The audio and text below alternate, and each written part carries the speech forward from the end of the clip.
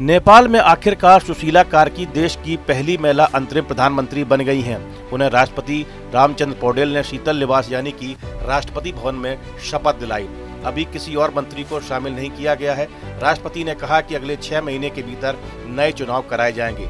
वहीं जेएनजेड प्रदर्शनकारियों ने साफ कर दिया कि वे सरकार में शामिल नहीं होंगे, लेकिन सरकार के कामकाज पर निगरानी रखेंगे।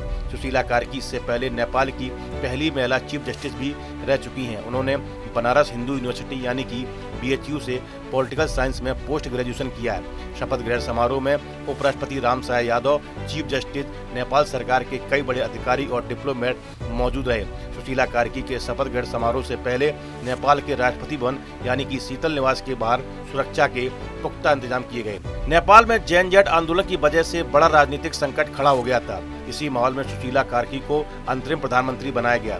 KP शर्मा ओली की सरकार गिरने के बाद आंदोलनकारियों की मांग थी कि नेतृत्व किसी ऐसे व्यक्ति के हाथ में हो जिनकी छवि साफ हो और निष्पक्ष हो।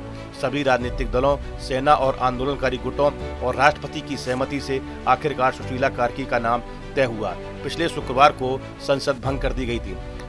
सुशीला कार्की इससे पहले नेपाल की पहली महिला मुख्य न्यायाधीश भी रह चुकी हैं। वे अपने भ्रष्टाचार विरोधी रुख और वंचितों के लिए अलग सोच रखने के लिए जानी जाती हैं। अब उनके शपथ लेने के बाद सरकार का फोकस कानून व्यवस्था सुधारने और हालात सामान्य करने पर होगा।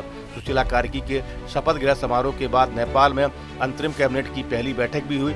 इस दौरान कई अहम बिंदुओं पर चर्चा हुई और माना जा रहा है कि अगले सप्ताह इन कई बड़े फैसले लागू हो सकते हैं। सुशीला कार्की पहली ऐसी नेता नहीं है जिन्हें जज रहने के बाद अंतरिम प्रधानमंत्री बनाया गया।